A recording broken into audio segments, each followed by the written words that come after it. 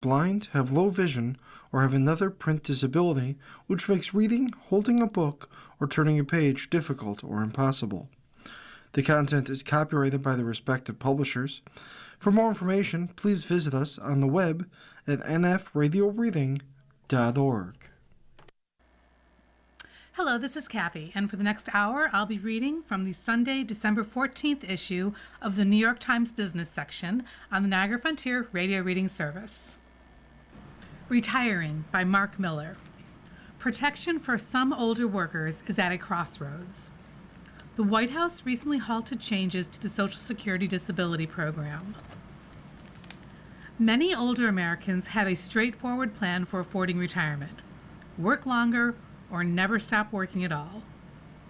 But in fact, about 40% of the employed population will quit their jobs earlier than expected, and one of the main reasons is an unexpected disability. The results can be devastating for economic security in retirement. Lost income can force these early retirees to live off whatever savings they have accumulated and to claim Social Security at the youngest possible age, 62. Foregoing the higher benefits that come from delayed claiming. But older workers who become disabled do have an important option to avoid that outcome. They can apply for Social Security Disability Insurance, a program that provides a substantial portion of their full retirement benefit.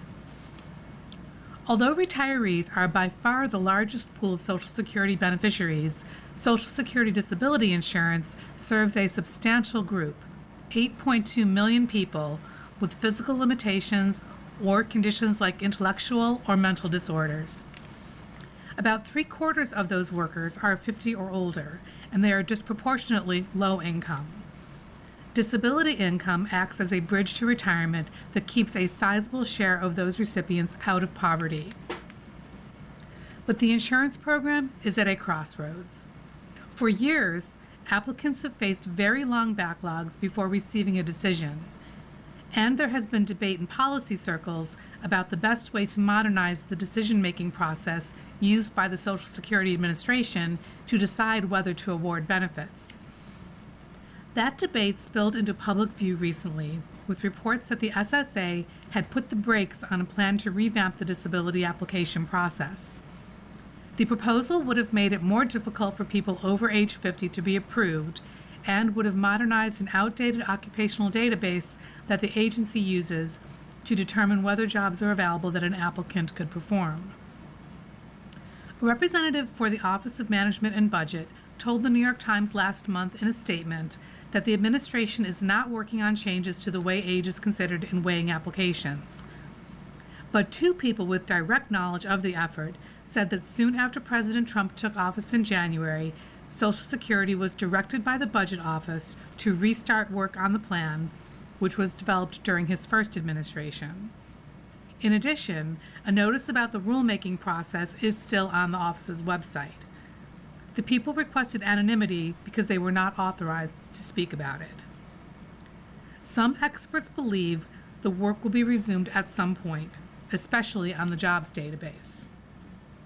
What the administration is contemplating isn't just a tweak, it's a fundamental restructuring of the disability insurance system, said Michelle Aliff, a vocational expert who testifies frequently in disability appeal hearings and, until earlier this year, served on an advisory committee to the Bureau of Labor Statistics. The contemplated rule change, which would raise the minimum age where age is considered from 50 to 60, set off alarm bells for disability insurance experts, who worried that would result in more rejections of vulnerable older Americans. 38% of the people who are denied Social Security disability are poor, according to research by David Weaver, an economist and a former associate commissioner at the Social Security Administration. If you get more benefit denials in the system, people are headed for hardship, he said. This idea that when they're denied disability benefits, that somehow they'll overcome all their health challenges and go back into the labor force and work at a high level, that's really not the case. The occupational database hasn't had a major update since the late 1970s. Until recently, it included now obsolete jobs such as directory assistance operator and pneumatic tube operator.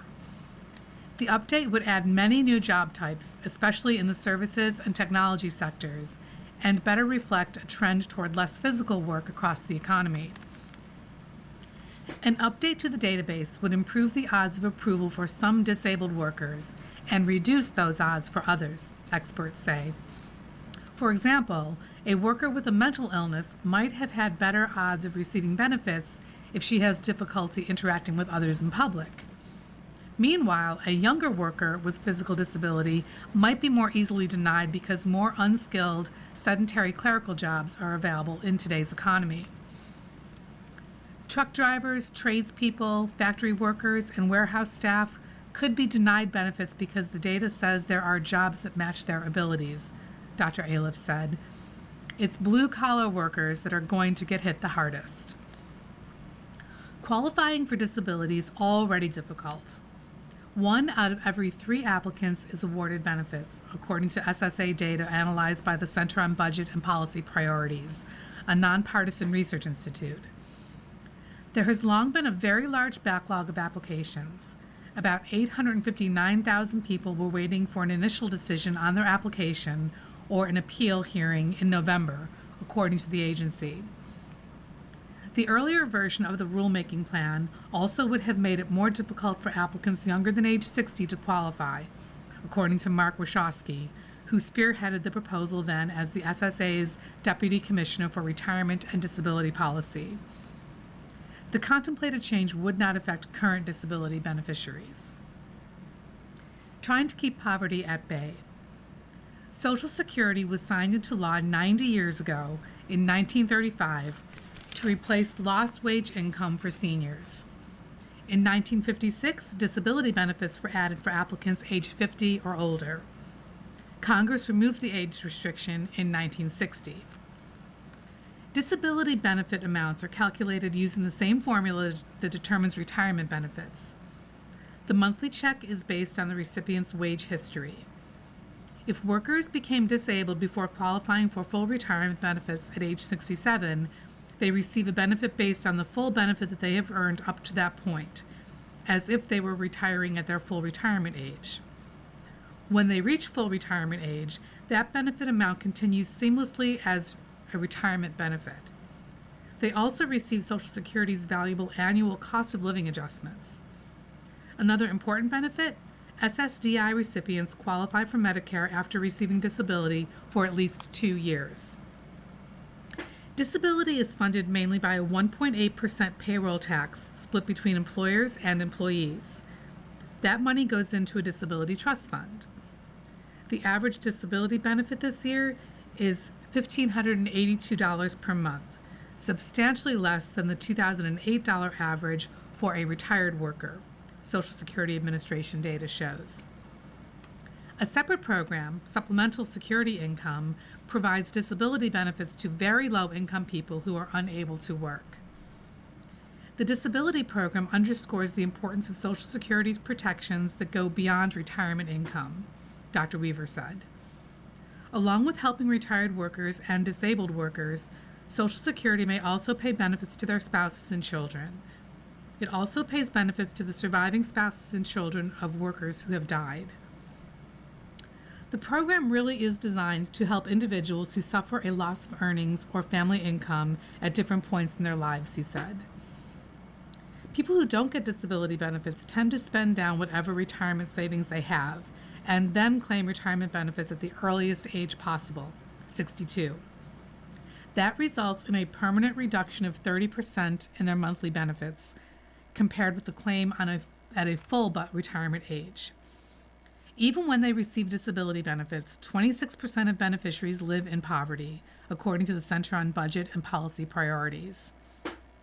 It turns into a cascading series of problems, said Kathleen Romig, Director of Social Security and Disability Policy at the Center. The Social Security Administration could update the occupational database without taking on the question of age qualification directly, said Jack Smolligan, a senior policy fellow at the Urban Institute. But his research finds that the overall proposed rule could decrease eligibility by 20% overall and up to 30% among workers over age 50.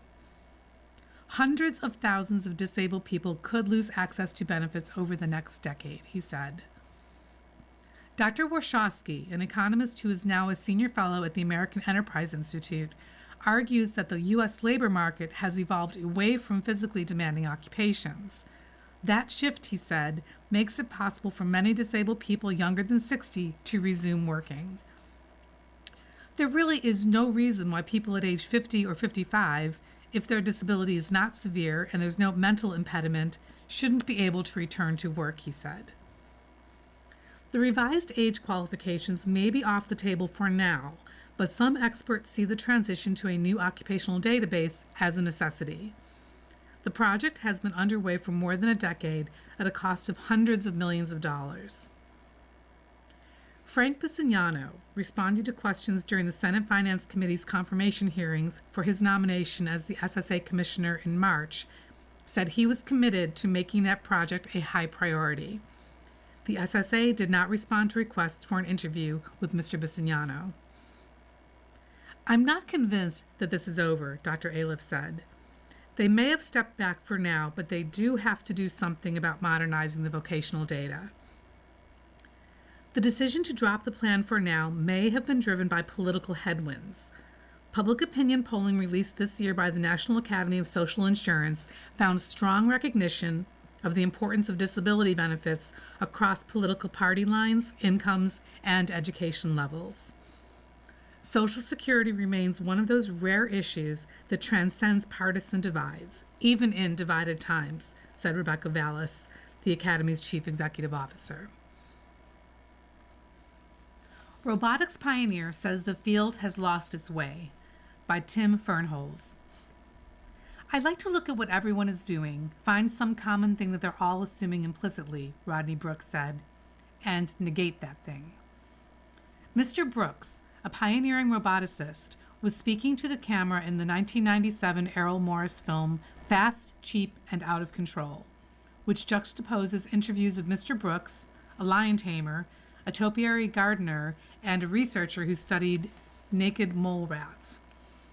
4 men, Mr. Brooks said recently, who were each trying to control nature in their individual way, and all of us were failing. In the film, Mr. Brooks was describing an early breakthrough.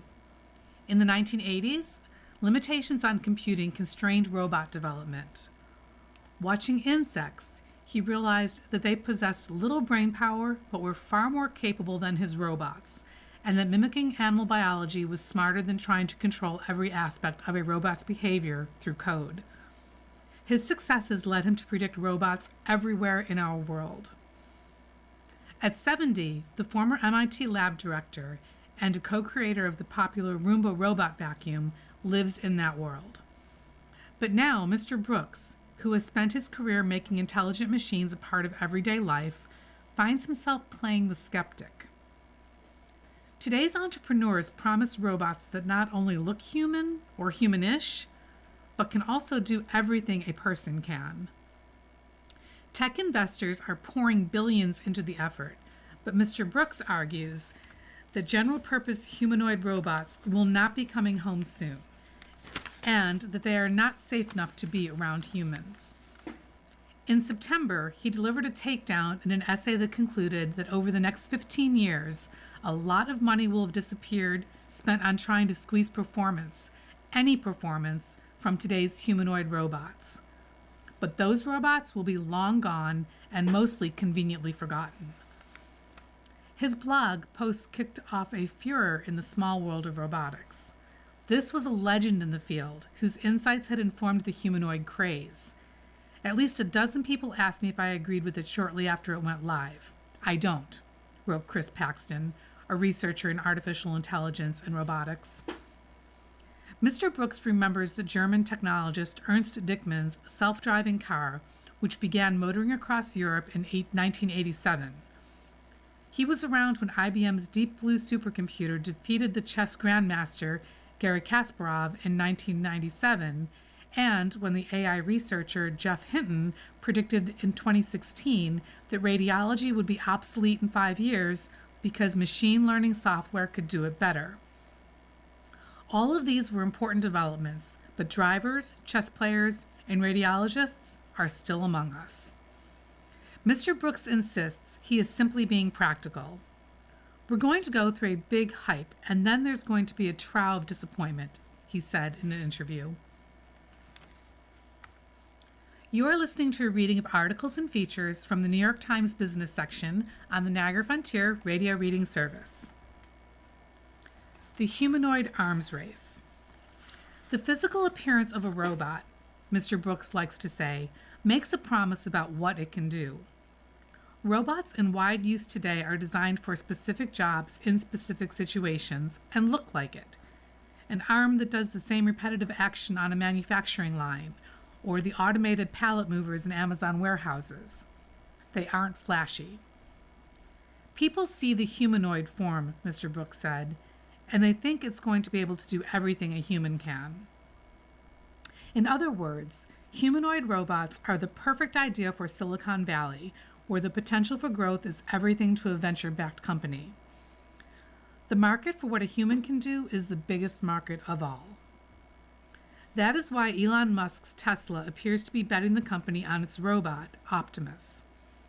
In October, Mr. Musk said building such robots at scale was the infinite money glitch, and he predicted that his company's robot could probably achieve 5 times the productivity of a person per year because it can operate 24/7. He thinks, among other things, that Optimus will be an excellent surgeon, a bold claim since human-level dexterity is among the most difficult challenges in robotics. Mr. Musk is not the only one with big aims. Among others, the startup Figure AI has raised almost $2 billion since 2022 to develop its line of C3PO-style bots for everything from manufacturing to elder care. You can spend $20,000 to get a robot built by Palo Alto's IX Technologies in your house next year, but its limited autonomy will be supplemented by the company's employees, who will control it remotely in a scheme to teach its new tasks. This is only the latest run at what Mr. Brooks and his co-authors referred to as the Holy Grail in a 1999 paper. Past attempts at building general-purpose humanoid robots stalled out at the complexity of walking on 2 feet and other such difficulties of mimicking the human form with electronics. Then there's the sheer number of situations that humans can find themselves in. How do you write code that, to solve one commonly cited bit of outsourceable drudgery, gets the robot around each weird and particular home, collects the laundry, separates the loads, and cleans the lint trap? The wave of generative AI provides a new answer. Teach the robot to do it the same way we teach computers to recognize people. Transcribe audio recordings or respond to prompts like, write a 90s rap song about my dog Miso. Training neural networks with lots of data is a proven technique, and there's lots of data of humans moving around their environment. Decades of footage of people doing stuff to feed into the data centers. The results can seem impressive, at least on video, where humanoid robots from Figure and other companies can be seen folding laundry, putting away toys, or sorting parts in a South Carolina BMW factory. What you don't see in most videos is people standing near the robots. Mr. Brooks said he wouldn't get within 3 feet of a humanoid bot. If, when he said, they lose their balance, the powerful mechanics that make them useful make them dangerous. Safety rules generally require people to keep away from robots in industrial settings. Aaron Prather, the Director of Robotics and Autonomous Systems at ASTM International, a standard-setting organization, said that humanoid bots were not inherently unsafe, but required clear guidelines, particularly as they leave settings where people are trained to work alongside them. For robots entering homes, especially teleoperated humanoids, we're in a new territory, Mr. Prather said. In November, Figure's former head of product safety filed a wrongful termination lawsuit against the company, claiming he was fired after trying to adopt stringent safety guidelines. Figure declined to discuss its technology, but a representative denied the allegations in the lawsuit, saying the employee was terminated for poor performance. A representative for IX said that its in-home robot relied on new mechanisms that make NEO uniquely safe and compliant around people. The manufacturing problem. In some sense, Mr. Brooks has only himself to blame. The current humanoid craze is kind of his fault, said Anthony Jules, Mr. Brooks' co-founder and CEO at Robust AI, which is building automated carts to work in distribution centers. Mr. Jules was an MIT undergrad in the 1990s when Mr. Brooks was heading the school's computer science and AI laboratory, helping create the algorithms behind today's autonomous cars, pioneering the feedback loops that link AI and robotics, and making the case that robots in human form are worth building. Mr. Brooks, who grew up in Australia, arrived at Adelaide's Flinders University in 1972 at the same time as academic refugees fleeing the end of the Prague Spring, allowing him to receive a classical Eastern European mathematics education. More important, he was able to spend 12 hours each Sunday futzing around with the university's only mainframe computer. Co-founded his first AI startup in 1984 while a professor at Stanford, writing code at home on a Sun Microsystems workstation and sending memory tape to Silicon Valley each morning by FedEx. After his insect inspiration that same decade, Mr. Brooks built robots that learned to move on their own and co-founded the company that would become iRobot in 1990. By 1993, he and his graduate student set to work on a humanoid robot at a time when few researchers thought that would be a useful path of exploration. COG, as it was called, was designed to push the limits of robotics and, in particular, to apply insights from cognitive science about the links between intelligence and sensory perception. Humans depend on physical context, sensation, and multiple internal control systems, and COG would learn from the world around it rather than from coded instructions. Humans depend on Still, even by the turn of the century, humanoid robots were ready for commercialization. Mr. Brooks had learned hard lessons fighting over pennies in Roomba's manufacturing budget in the late 90s. When Aaron Edzinger, a graduate student working on humanoid robots, later asked Mr. Brooks for tips about building his own company, the professor suggested his student imagine shipping a robot as a sheet of graph paper. Your dissertation there? You just colored in one square, Mr. Edzinger recalled. You have all that other work to do, which is not the research. It's deployment, reliability, manufacturing, all that stuff. The Roomba, after all, which defined the consumer robotics category, was eventually supplanted by Chinese models that rely on laser sensors instead of optical cameras. Mr. Brooks left the company in 2008. Engineering beat out innovation. Eventually, Mr. Brooks did take on humanoids as a co-founder of the company Rethink Robotics in 2008. It developed two robots, Baxter and Sawyer, designed to do industrial work but safe enough for humans to work alongside. They had a head, torso, and arms, but didn't walk. Though popular with researchers, the company didn't gain traction, according to industry observers, because the safety mechanics limited the robot's precision. Mr. Brooks argues the design was too different from what robot buyers were used to. A realist, not a pessimist. Mr. Brooks is particularly skeptical that neural networks are ready to solve the dexterity problem. Humans don't have a language for gathering, storing, and communicating data about touch the way we do for language and imagery. Our fingers' remarkable sensing ability collects all kinds of information that we can't easily translate for machines. In his view, the visual data preferred by the new guard of robot startups simply won't be able to recreate what we can do with our fingers. My students have built lots of hands. My students have built lots of arms, shipped tens of thousands of robot arms, Mr. Brooks said. I'm very convinced that humanoid robots are not going to have human-level manipulation. Researchers argue that if visual data alone isn't enough, they can add tactile sensors to their robots, or use internal data collected by the robot, when it is operated by a remote human user. It's not clear if those techniques will be cheap enough to make these businesses sustainable. But there are also many outcomes between human nimbleness and a failed robot. Rod makes a lot of great points, but one that I disagree with is that we need to achieve human-level dexterity to get value out of general-purpose robots, said Pras Velgapudi, the Chief Technology Officer of Agility Robotics. Mr. Brooks would say he is a realist, not a pessimist. His main worry is that too much focus on the trendiest training techniques will leave others promising ideas neglected.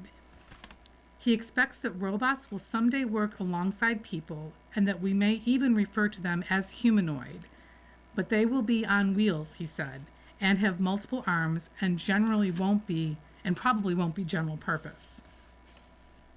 He currently works above the mock-up warehouse in San Carlos, California, where robust robots learn their trade, but he expects to step away from corporate life in the next few years.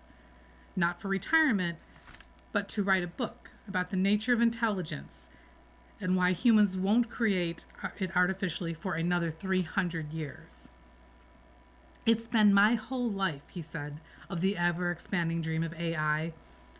What I hate now is artificial general intelligence. We were always working toward artificial general intelligence, he said, and soon they'll be calling it artificial superintelligence. I don't know what's going to come after. It's going to be artificial hyperintelligence. You are listening to a reading of articles and features from the New York Times Business section on the Niagara Frontier Radio Reading Service.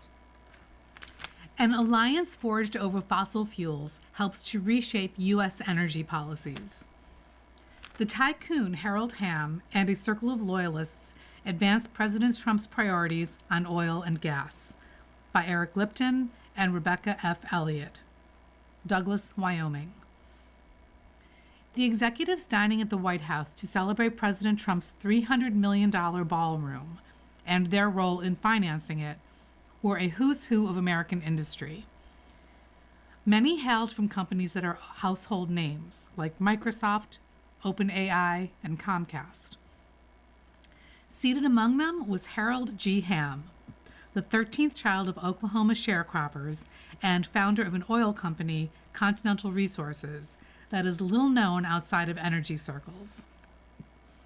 Mr. Hamm is a wildcatter, an oil prospector who drills wells in unproven areas, taking big bets that can turn into black gold or financial ruin. Not long ago, it seemed as if Mr. Hamm and his allies in the oil industry were losing. They were deeply out of favor in Washington and on Wall Street, shunned for contributing to climate change and failing to deliver the returns investors wanted. But with Mr. Trump back in power, Mr. Hamm is too. The alliance between the two, a soft-spoken oilman with no college degree and a one-time New York real estate developer, is now playing a big role in American energy. Together, they have remade federal policy to benefit oil and gas companies, including Mr. Hamm's Continental, and put off the transition to greener alternatives like solar power and batteries. Mr. Hamm was among Mr. Trump's earliest oil industry backers, and that loyalty, paired with more than $2 million in campaign contributions, has earned him outsized influence. Mr. Hamm, who turned 80 this month and recently adopted the title of Chairman Emeritus as he stepped back at Continental, has used that influence to position loyalists for top administration jobs. They include Chris Wright, a longtime fossil fuel executive and a former director of an oil industry lobbying group that Mr. Hamm co-founded. Mr. Wright is now Mr. Trump's energy secretary. The Interior Secretary job went to Doug Burgum, a former North Dakota governor and close ally of Mr. Hamm's, whose family has leased land to Continental for drilling. Mr. Trump's return to the White House is paying off handsomely for Continental, which has said it expects to benefit from expanded tax breaks. The company also recently secured long-sought permits from the Trump administration to drill for oil and natural gas in Wyoming. At the same time, the Trump administration and Congress have moved to undo or weaken policies that threatened oil and gas, including fuel efficiency standards, methane emissions regulations, and tax credits for electrical vehicles and renewable power. Such rollbacks have helped offset the industry's frustration with low oil prices and higher tariffs, which have squeezed profits this year. Mr. Ham and Continental declined interview requests and did not respond to written requests for comment. A White House spokeswoman said in a written statement that Mr. Ham was among the oil industry executives who offered Mr. Trump advice. The president frequently listens to the recommendations and concerns of many top stakeholders and business leaders to ensure America's oil and gas industry has the adequate resources and capabilities to drill, baby, drill, and deliver for the American people, she said. This comprehensive rollback by Mr. Trump and congressional Republicans of Biden-era climate regulations will cause an estimated 7.6 billion tons of additional greenhouse gas emissions to be released in the coming decade, according to analysis for the New York Times by the Princeton University-led REPEAT project. That is about what 150 million gas-powered cars on the road would emit in that same time. Rising energy demands from data centers and overseas gas buyers are also major factors in extending the life of fossil fuels. Other oil and gas executives share many of Mr. Ham's priorities, but unlike those who have invested in renewables to some degree, Mr. Ham is a proud oil and gas fundamentalist. Now his black and white view of energy, which puts fossil fuels at the center of the American story, has become mainstream again. We've just gotten started, Mr. Ham said at a recent energy conference hosted by a conservative think tank. It's a changed world. Humble beginnings. The Ham-Trump partnership began in 2012 when the two met at an election watch party for the Republican candidate Mitt Romney, whom Mr. Ham was advising. Mr. Trump was already flirting with a presidential run, invited Mr. Ham to visit him at Trump Tower in New York. The two men, so different on paper, had much in common. Both were contrarians. Both used symbols of American patriotism to boost their own pursuits. And they seemed to genuinely like each other. The oil man pledged his support should Mr. Trump run for president, he recalled in his memoir. I think he has a great deal of confidence in what I tell him, Mr. Ham told a Washington Post reporter in 2016. That year, Mr. Ham was among the first oil and gas executives to endorse Mr. Trump, declaring at the Republican convention that President Trump will fuel America's future and become the first president to achieve American energy independence.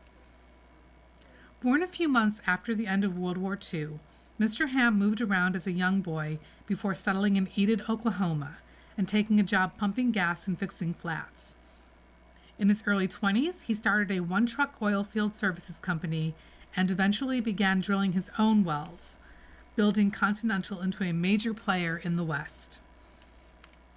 It made him successful, but a breakthrough came in March 2004 on the edge of an oil and gas deposit known as the Bakken in North Dakota.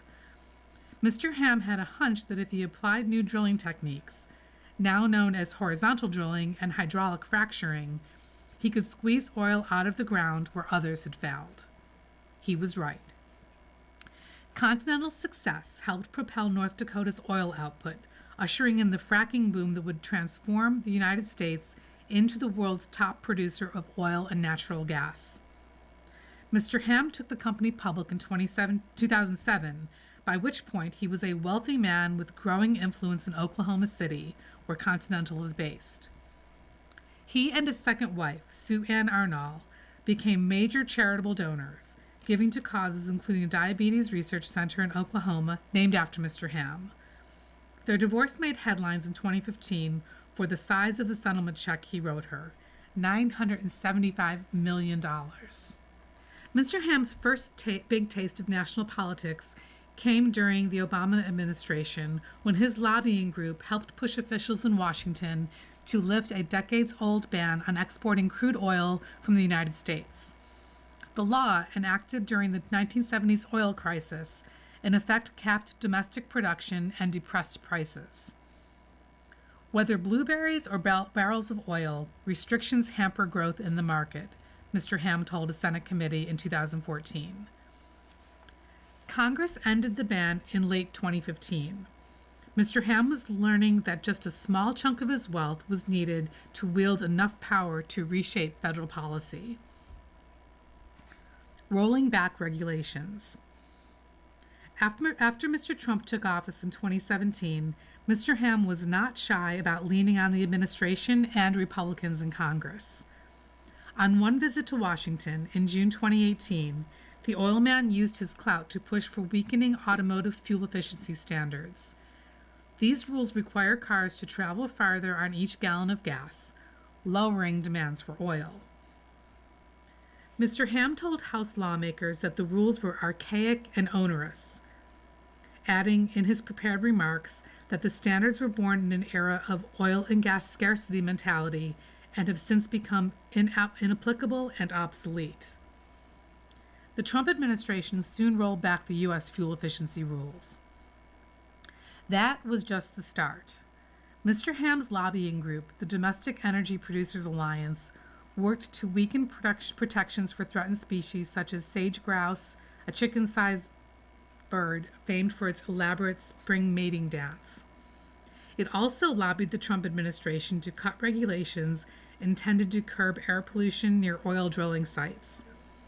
The Interior Department does not have jurisdiction to impose such restrictions, the group wrote. Both the air pollution and wildlife protection measures were curtailed. Out of favor. Before long, however, Mr. Hamm found himself in the cold. In the early days of COVID-19 pandemic, oil demand shriveled and prices plunged, throwing the oil industry into disarray. Continental's market valuation dropped below $4 billion from $22 billion 18 months earlier, wiping out a large chunk of Mr. Hamm's wealth. He held around 80% of the company's stock at the time. In the meantime, concerns about climate change were growing. Partly under pressure, environmentalists and some policymakers, big investors began to squeeze public corporations to curb fossil fuel use and production. After Joseph R. Biden Jr. took office in 2021, Congress encouraged electrical vehicle purchases, invested billions of dollars into charging stations, and subsidized battery manufacturing. By this time, many larger oil companies had begun committing themselves to cleaner energy. BP went so far as to pledge to become a net zero company by 2050 or sooner, meaning its operations would stop contributing to climate change by that year. Mr. Hamm took the opposite tack, shielding Continental from investor pressure by taking the company private in 2022. In 2023, he and his allies met in San Antonio near the Alamo, where hundreds of people were killed nearly 2 centuries ago as they fought to split Texas from Mexico. Our brave people are choosing to fight, was the message, according to a newsletter published by Mr. Hamm's lobbying group. But unlike the men of the Alamo, we are not in a position of no hope. By April 2024, Mr. Hamm was marshaling support for Mr. Trump. He helped organize many oil and gas executives to dine with Mr. Trump at Mar-a-Lago that spring, including Chris Wright, then the chief executive of the fracking company Liberty Energy. There, Mr. Trump wondered aloud if Mr. Wright might become his next energy secretary, even though it was months before the election, Mr. Hamm has said. Mr. Trump also pressed the group at that dinner to raise $1 billion for his campaign, in return for his promise to do away with a laundry list of regulations.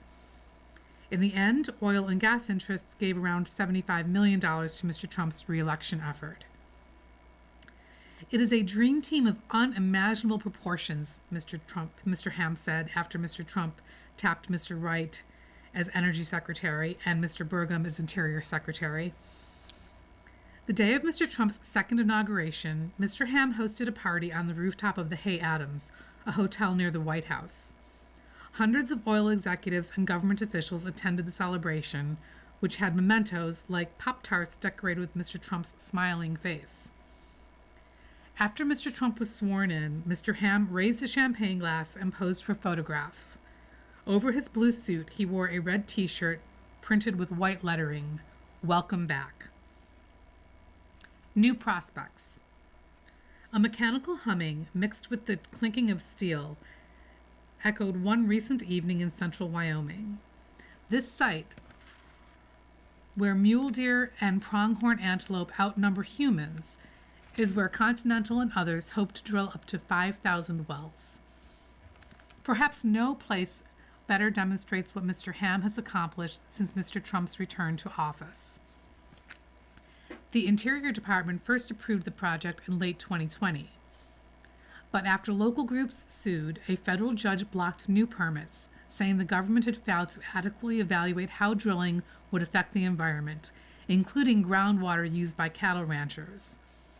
The federal government owns many underground oil and gas deposits and therefore controls permitting, even though private individuals often own the land.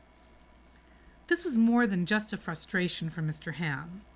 The Bakken in North Dakota, Continental's lifeblood, was in decline and the company needed new targets. "That's the best possibility we have," Mr. Ham said this year during an event in Fort Worth, referring to Continental's Wyoming holdings. With Mr. Trump back in power, Continental and others quickly moved to get around the roadblocks. They had submitted a report from a consultant they hired that concluded that oil drilling would not affect groundwater. On a second front, Continental and its allies had asked the Interior Department to open up more federal land for lease in Wyoming and elsewhere and accelerate related environmental reviews. Mr. Ham, of course, had a close supporter in Mr. Burgum, the former North Dakota governor, who, as Interior Secretary, oversees oil and gas leasing. This past spring, barriers to Mr. Ham's ambitions lifted. In April, the Interior's Bureau of Land Management, in effect, endorsed the industry's groundwater report. That same month, at an event hosted by Mr. Ham in Oklahoma, Mr. Burgum announced his agency was slashing what had sometimes been a multi-year review of permits on federal lands nationwide to no more than 28 days. The Interior Department said it did no special favors for Mr. Ham. Efforts to improve permitting efficiency are long-standing and based on agency policy, not on any individual or company, Elise Sharp, an agency spokeswoman, said in a statement. She also said agency specialists had independently reviewed the industry-funded groundwater data. The benefits for Continental were clear. In August, the agency began to issue Mr. Ham's company dozens of new permits to drill in Converse County, Wyoming. The reason he's buddies with Trump is because, like everything else Harold ever decided, he saw an advantage, said Mickey Thompson, a former Oklahoma oil industry lobbyist who was once close with Mr. Ham. He added, "How's that working for him? Pretty damn well." Continental's production in Wyoming hit a record as of late this year. The push has brought mixed reviews from residents. The problem is, when there is oil, no one in my lifetime has decided to just leave it in the ground, said Marcia Catherman, who grew up on a nearby ranch and is now part of a group suing to block the new project. On a drive through the area, including one spot where Continental has set up a retention pond for wastewater, Ms. Catherman said an endless caravan of oil service tractor-trailer trucks were plying small rural roads. Nearby, more than 150 workers are building a new 55-mile oil pipeline across ranchers' land. These permits to drill are just the start. A special Biden-era fee on methane emissions, which penalizes companies that emit large amounts of the pollutant, has been put on hold, saving oil companies like Continental hundreds of millions of dollars in the coming decade. Other items high on Mr. Ham's wish list include rolling back policies that forced automakers to build more electric and hybrid vehicles, and increasing tax breaks for oil companies to pump carbon dioxide underground to extend the life of aging oil fields, like in North Dakota. Mr. Trump has also helped expand exports of natural gas. There are still some significant obstacles for Continental, including the higher Trump-era tariffs that have pushed up prices for drilling equipment. But Mr. Ham is happy with his friend back in the White House. "We're in a very good spot in the U.S., Mr. Ham told oil executives this year. "We are in the era of abundance." You are listening to a reading of articles and features from the New York Times business section on the Niagara Frontier Radio Reading Service. Strategies by Jeff Sommer. Fed has struggled for its independence before. The board regained autonomy in 1951 after a difficult fight. Now it is threatened again. Now that the Federal Reserve has cut interest rates in its final meeting of the year, two enormously important, intertwined issues are unresolved for 2026. Who will be the next Fed chair, and will the Fed continue to be independent? Amid the Trump administration's repeated public attacks on the Fed, we often take the central bank's independence for granted. But it was hard-won. The big breakthrough took place in 1951. For decades before then, the Fed functioned, to a large extent, as an adjunct of the Treasury and the White House. And during World War II, it was a passive enabler of the Roosevelt and Truman administration's policies, keeping rates artificially low to finance the deficit spending of the war. By February 1951, inflation had soared above 20%, a disastrous development that the Fed blamed on the executive branch. After major political battles culminated in an agreement, now known as the Treasury-Fed Accord, in March 1951, the Fed ensured that it would no longer be required to do the bidding of the Treasury and White House, but would operate according to its own lights as an independent central bank. It could raise short-term interest rates to curb inflation if it deemed that politically unpopular act necessary, and it would no longer be required to hold bond market rates artificially low. That struggle for control of U.S. monetary policy never entirely ended, however. It is being fought again now in a series of contentious public battles, with immense implications for the cost of living, the dollar, and the risks that must be borne by long-term investors. Echoes of the past. President Trump said he would designate a nominee next month to replace Jerome H. Powell, the beleaguered Fed chair, who has not lowered interest rates as much as the president would desire. Interviews are underway, but Kevin A. Hassett, the director of the White House Economic Council, is said to be the frontrunner. He has gone out of his way to support Mr. Trump's position on interest rates and much else. But he told the Wall Street Journal recently that if he were the Fed chair, he would think for himself and just do the right thing. Mr. Hassett added that he would not lower rates if ordered by the president to do so at an inopportune time, in effect asserting a degree of Fed independence. Separately, the Supreme Court is expected to weigh in on the Trump administration's efforts to replace Lisa Cook as a Fed governor, and on whether the president has the right to fire Mr. Powell and control the Fed. Why does any of this matter? While close cooperation between the Fed and the Treasury is often essential, economists nearly universally agree that central banks work best when they are not beholden to politicians. The principle that a central bank, charged with controlling inflation, should be independent from the government is unassailable, is how Janet Yellen put it in 2009 when she was still the president of the Federal Reserve Bank of San Francisco. She went on to become Fed chair and then Treasury secretary, and her views on this point never changed. The Trump administration has not always adhered to this principle. What I found startling, after reading a little history, is how much the Fed's problems with the Trump administration echo those of the late 1940s and early 1950s under President Harry S. Truman, a Democrat. Ex-chairman turned rebel. The Fed's main building, which President Trump says is being wastefully renovated under the leadership of Mr. Powell, was named after a main protagonist in the Fed's struggles for independence, Mariner S. Eccles. What's fascinating is that Mr. Eccles lost his job as Fed chair, but stayed on as Fed governor and became the point man in the fight with the White House. Stepping down as chairman but remaining a governor is a move that Mr. Powell could theoretically make next year, but he declined on Wednesday to say whether he would do so. While his term as chair expires in May, his stint as a Fed governor could continue until January 2028. Deutsche Bank invoked the Eccles example in a recent research note. Could Jerome Powell follow the Mariner-Eccles precedent? Given President Trump's past actions and stated desire for greater influence over Fed policy, Peter Hooper and Matthew Luzetti, authors of the note, pointed out, Jerome Powell might view remaining on the Board of Governors as crucial for safeguarding the Fed's independence by providing stability and continuity amidst potential political pressure. Mr. Eccles provided far more than stability and continuity. As a Fed governor in late 1950 and early 1951, he played a much more aggressive role in the fight with the administration than the chair at the time, Thomas B. McCabe. Mr. Eccles went so far as to leak memos to the New York Times and the Washington Post.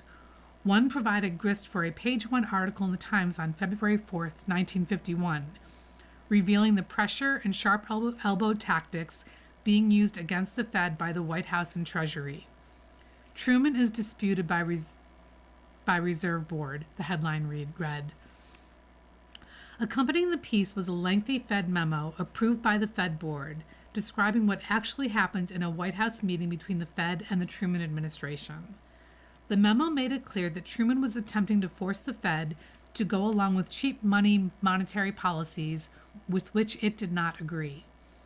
This contradicted the administration's public assurances that the Fed and the White House were on the same page. Openly opposing the president and the Treasury was a dangerous gambit.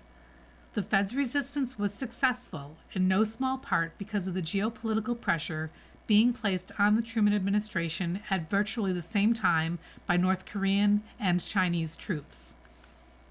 The Korean War was underway, and U.S. focus, operating under the aegis of the United Nations, was losing ground. General Douglas MacArthur wanted to use nuclear weapons against China, which the Truman administration was considering. In a news conference in November 1950 and in a subsequent White House statement, President Truman said he would not rule out the use of nuclear weapons. Congress held hearings on the military crisis. In the middle of all of this, the administration yielded to the Fed's insistence that it be set free to curb inflation, which the Fed said was being fueled by military spending and the Treasury's insistence on low interest rates to finance the U.S. debt. The background. The Fed had gone along with the Roosevelt administration's demands to engage in debt financing, now known as financial repression, during World War II. But the central bank grew restive in the early post-war period, and mounting debt helped to fuel inflation. The outbreak of the Korean War and the national security emergency that became the long-running Cold War, with the Soviet Union replacing Nazi Germany as the main adversary, worsened the United States' economic problems. The Truman administration expected the Fed to promote U.S. national security interests, while the Fed insisted on safeguarding the value of the dollar, which, it said, had been put at risk by the administration policy. These conflicts over inflation, Fed independence, and U.S. foreign policy undermined the popularity of President Truman. He didn't run for re-election in 1952, and the Democratic candidate, Adlai E. Stevenson, lost in a landslide to General Dwight D. Eisenhower. Republicans gained control of the White House and both houses of Congress for the first time since 1928. Democrats regained control of Congress in 1954. I've written before that presidents continued to pressure the Fed, sometimes with great success. For example, the Watergate tapes revealed the acquiescence of Arthur F. Burns, the chair, to President Richard M. Nixon's badgering in 1971 and 1972. The Fed lowered interest rates as ordered, and inflation surged, reaching 20 points in 1980. Paul A. Volcker, who became the Fed chair in 1980, suppressed inflation by raising interest rates as high as 19%. He resisted pressure from the Reagan administration to lower rates in time for the election of 1984. Mr. Powell cited Volcker in 2022 when inflation soared again and promised to do whatever it took to get prices under control. He is upholding that vow. By now, Fed independence is commonly thought of as a tradition, but it isn't immutable.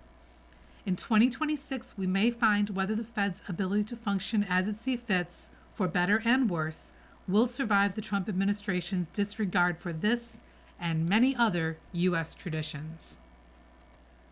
$1.08 trillion. China's trade surplus in the first 11 months of 2025. Despite President Trump's trying to curb China's trade dominance through tariffs, the country's trade surplus so far this year hit a record of $1.08 trillion. Its $111.68 billion trade surplus in November was among its largest ever in a single month, and the overall surplus this year was 21.7% higher than the first 11 months of last year. The U.S. trade deficit shrank 10% from August to September, but the country still has a deficit of $52.8 billion, according to Commerce Department data. It is up significantly this year in part because companies scrambled to import products before tariffs went into effect, Anna Swanson of the New York Times reported. Mr. Trump is fixated on reducing the trade deficit, though many economists say focusing on imbalances can be misleading. Though tariffs have caused China's exports to the United States to dip by almost 1/5, it has cut back its purchases of American goods. As a result, Keith Bradshaw of the Times reported, it is selling 3 times more to the United States than it buys. China's trade surplus with Europe has also grown considerably, and it now sells to the European Union double what it buys. China has expanded its sale of goods, including cars, consumer electronics, and solar panels, across Africa, Asia, and Latin America. By shifting goods' final assembly to other countries, it can partly bypass Mr. Trump's tariffs on Chinese imports. The weakness of China's currency, the renminbi, has helped exports expand. With the renminbi undervalued by 30% against the euro, possibly more, it will be exceedingly difficult, if not impossible, to compete against Chinese manufacturers, even if Europe does all the right things it needs to in terms of deregulation, bringing down energy prices, and establishing a true unified market. Jens Eskelund, the president of the European Union Chamber of Commerce in China, told Mr. Bradshaw.